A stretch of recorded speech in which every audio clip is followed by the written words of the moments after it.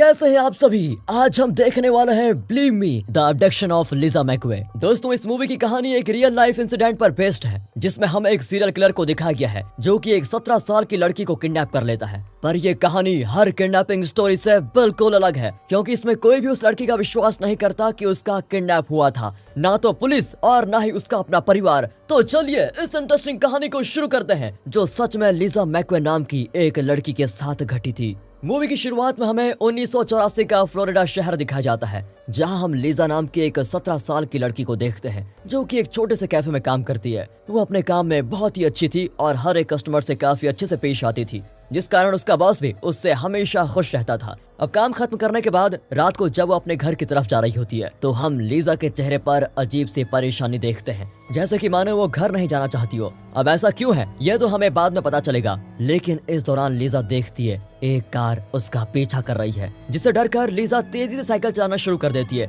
और अपने घर पहुंचती है, जो कि असल में लिजा का घर नहीं होता, बल्कि वो अपनी नानी के घर रहती है, क्योंकि लिजा की माँ ने उसे 14 साल की उम्र में ही वहाँ भेज दिया था। लिजा को बताया गया था कि उसे वहाँ रहकर अपनी नानी का ख्याल रखना है, लेकिन वक्त के साथ चीजें बिगड़ने लगी। असल में नानी के घर में एक मॉरिस नाम का आदमी रहता था, जो कि लिजा की नानी का खर्चा उठाता है, और उसके बदले मॉरिस को लिजा के कमरे में एंट्री मिल जाती है, जो कि लिजा के साथ हर रोज गलत काम करता है। इस चीज से परेशान होकर लिजा ने नौकरी करना शुरू कर दिया, क्योंकि उसे लगा कि अगर वो अपनी नानी को पैसे कमा कर देगी तो उसके साथ मॉरिस वो सब कुछ नहीं करेगा। मगर अपनी सैलरी हर महीने देने के बावजूद भी लिजा के साथ वैसा ही व्यवहार होता था, जिस बारे में वो अपनी बहन से बताती है और कहती है मुझे अब और यहाँ नहीं रहना। ये बात सुनकर लिजा की माँ फोन लेकर लिजा से कहती है कि देखो, तुम्हें अपनी नानी का वहीं रहकर ख्याल रखना होगा। यानी कि उन्हें सब कुछ पता था और उन्होंने लिजा को इसीलिए वहाँ भेजा था ताकि उसकी माँ को मॉरिस के रूप में फाइनेंशियल सिक्योरिटी मिल पाए। बेचारी लिजा को यहाँ से निकलने का कोई रास्ता ही नहीं मिल रहा था। वो अपनी जान लेने का फैसला भी कर लेती है, लेकिन ये कदम उठाने में वो हिम्मत नहीं कर पाती।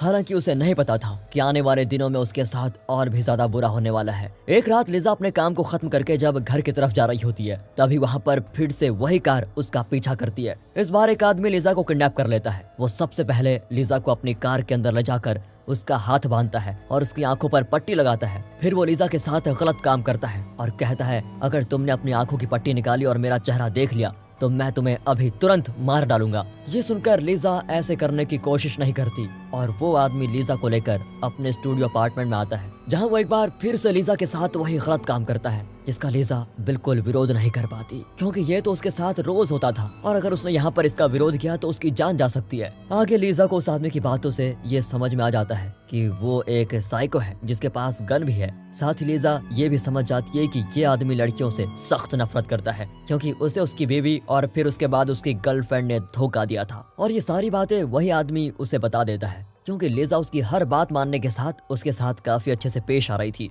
लिजा को यह पता था कि उसे किसी भी कीमत पर जिंदा रहना है, इसलिए वो अब इस जगह की हर चीजों पर ध्यान देने लग जाती है। आवाजों को पहचानती है, यहाँ के एनवायरनमेंट और सराउंडिंग्स को समझती है, यहाँ तक कि उसने सीढ़ियों को गिन लिया था जिसका नंबर 22 है। फिर लिजा किडनैपर को अपना गलत नाम और उम्र बताती है। दूसरी तरफ लिजा जब घर नहीं पहुंचती तो उसकी नानी को लगता है कि लिजा घर छोड़कर भाग गई है, और एहतियात के तौर पर वो पुलिस स्टेशन में लिजा के मिसिंग होने की रिपोर्ट लिखवाती है। साथ ही वो पुलिस वालों से कहती है हो सकता है लिजा खुद ही घर छोड़कर चली गई हो। अब रिपोर्ट की गई है तो पुलिस पूछताछ के लिए लिजा की माँ के पास जाती है, जो कि वही बोलती है जो लिजा की नानी ने कहा था। लेकिन लिजा की बहन को लग रहा होता है कि जरूर लिजा किसी मुसीबत में है। साथ ही जहाँ लिजा काम करती थी उस जगह का ओनर पुलिस से कहता है लिजा बहुत ही जिम्मेदार लड़की थी, वो इस तरह घर छोड़कर कभी नहीं जा सकती। इधर लिजा उस किडनैपर को किसी बच्चे की तरह ट्रीट करती है और उससे कहती है मुझे छोड़ दो, क्योंकि मेरे पिता बहुत ही बीमार हैं और मेरे सिवा उनका कोई नहीं है। किडनैपर लिजा की बातों में आने लग जाता है, लेकिन वो उसे इतनी आसानी से तो नहीं छोड़ने वाला था। हालांकि वो लिजा के हाथों को खोल देता है। लिजा को ये पता है कि किडनैपर के पास गन है, इसलिए वो जानती है कि अगर मैंने कोई भी होशियारी करने की कोशिश की तो यह आदमी मुझे मारने में बिल्कुल भी देर नहीं लगाएगा। फिर लिजा उससे बड़े ही प्यार से बातें करती है, उसके चेहरे को भी छूकर वो किडनैपर के बारे में जानने की पूरी कोशिश करती है। यहाँ फिर वो लिजा के साथ वही गलत काम करता है, जिसका ना तो लिजा विरोध करती है, बस चुपचाप सहन करती जाती है। मौका मिलने पर लिजा अपने हेयर पिन बेड के नीचे सबूत के तौर पर छोड़ देती है और बाथरूम जाने के बहाने वो वहाँ के शीशे पर अपने फिंगरप्रिंट्स छोड़ती है। साथ ही वहाँ लीजा को एक जूते का पेयर दिखता है जिसके कलर और लोगों को वो याद कर लेती है। फिर जब लीजा को बाहर आने में देरी होती है तो किडनैपर अंदर चला जाता है और लीजा उसके साथ प्यार से पेश आती है। वो बिल्कुल भी पैनिक नहीं करती। अब जब किडनैपर थक कर सो रहा होता है तो लीजा हिम्मत करके फोन मिलाने की कोशिश करती है क्योंकि उसे वहाँ पर फोन दिखा था, और इसी दौरान वो उस किडनैपर का चेहरा भी देखती है। मगर किडनैपर उसे फोन करते हुए पकड़ लेता है, जिस पर लीजा उसे रोते हुए माफी मांगती है और कहती है मैं सिर्फ अपने पिता को कॉल कर रही थी ताकि मैं उन्हें बता सकूं कि मैं ठीक हूँ। बाकी मुझे तुमसे प्यार हो गया है और मैं चाहती हूँ कि तुम मुझे छोड़ दो ताकि मैं तुम्हारी गर्लफ्रेंड बनकर तुम्हारे साथ रह पाऊँ, तुम्हें इतना प्यार दूं जो तुम्हें आज तक किसी ने नहीं दिया होगा।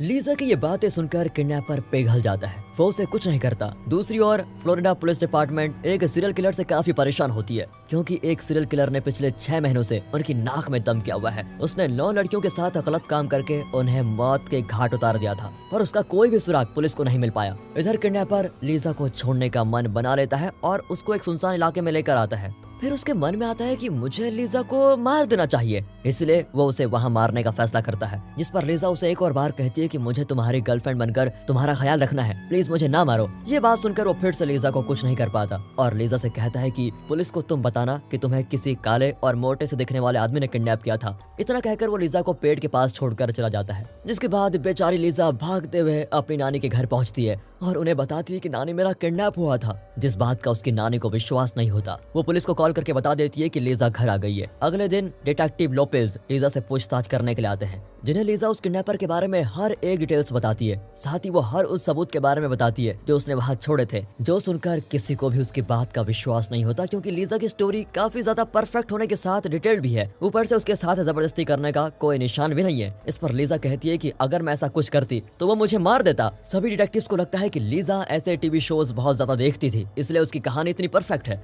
वो उसकी बातों को बिल्कुल भी सीरियसली नहीं लेती। इसी दौरान लीजा के केस के बारे में लैरी नाम के एक डिटेक्टिव को पता चलता है जो कि उसी सीरियल किलर के केस पर काम कर रहा है जिसने 9 लड़कियों का खून किया। वो लीजा से पूछताछ करने आते हैं। उससे एक आखिरी बार सारी कहानी की डिटेल सुनता है। लीजा सब कुछ सच बताती है, जैसे कि उसकी गाड़ी काले रंग की थी जिसमें रेड कारपेट बिछी हुई थी और जो किडनैपर था वो गोरा होने के साथ लेफ्ट हैंडेड था। यहाँ तक कि उसके घर में 22 सीढ़ियां हैं और वो एक स्टूडियो अपार्टमेंट में रहता है। अब लीजा की कहानी सुनकर लैरी को उस पर विश्वास हो जाता है क्योंकि कोई भी इतनी बारीक डिटेल्स को इस तरह बनाकर नहीं बता सकता। फिर वो लीजा के कपड़ों को फॉरेंसिक जांच के लिए भेजते हैं तो उनमें से लैरी को एक थ्रेड का पता चलता है जो मरी 9 लड़कियों के कपड़ों पर भी था। फिर वो लीजा की मदद से एक स्केच तैयार करते हैं और लैरी इस नतीजे पर पहुंचता है कि लीजा को जिसने किडनैप किया था वही वो सीरियल किलर है। इसलिए लैरी लीजा के घर फोन करके उसके हिप्नोसिस की परमिशन लेने की कोशिश करता है, जिससे मॉरिस लीजा का फादर बनकर बात करता है और इसके लिए साफ इनकार कर देता है। अब मॉरिस के इस बर्ताव से लैरी को उस पर शक भी होता है, इसलिए वो लीजा से उसके बारे में पूछने की पूरी कोशिश करता है,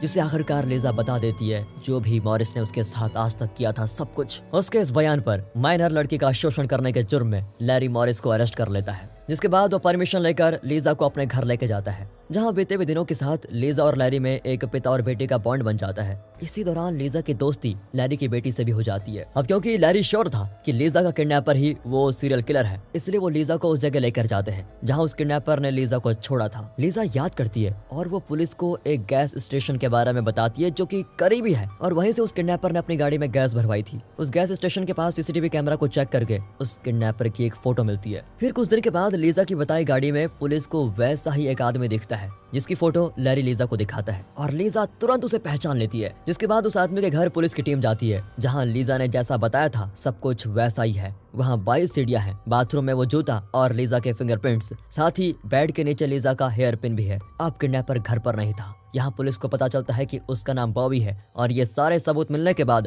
जल्द ही पुलिस बॉबी को एक मूवी थिएटर के बाहर पकड़ लेती है। इस बारे में जब लीजा को बताया जाता है तो वो काफी खुश होती है और सभी उस सीरियल किलर को पकड़ने में पुलिस की मदद करने के लिए लीजा की काफी सराहना करते हैं। इसके बाद लीजा अपनी नानी के घर वापस नहीं जाती, बल्कि वो अपनी आंटी अंकल के घर रहने का फैसला करती है, जिन्हें लीजा की इस हालत के बारे में बिल्कुल भी पता नहीं था। वो लैरी से कहते हैं कि हम लीजा का पूरा ध्यान रखेंगे और यहाँ जाने से पहले लीजा लैरी के गले लग जाती है, जो कि उसे अपनी बेटी की तरह मानने लग जाता है। इसीलिए लैरी भी बहुत इमोशनल होता है। खैर, लीजा को जिस परिवार और प्यार की तलाश थी आखिर में वो उसे मिल ही गया। वो अपनी जिंदगी में अब काफी खुश है। मूवी के आखिरी सीन में हम रियल लीजा मैकवे को देखते हैं, जो कि अब एक पुलिस ऑफिसर बनकर अपने जैसे लड़कियों की मदद करती है। साथ ही बॉबी की बात करें तो उस पर 1984 से 2019 तक केस चलने के बाद उसे मौत की सजा दी गई। और दोस्तों, इसी के साथ ये मूवी यहाँ पर खत्म होती है। और अगर आपको ये वीडियो अच्छी लगी हो तो हम अगली वीडियो में, तब तक के लिए गुड बाय, अपना ख्याल रखिए and finally thanks for watching.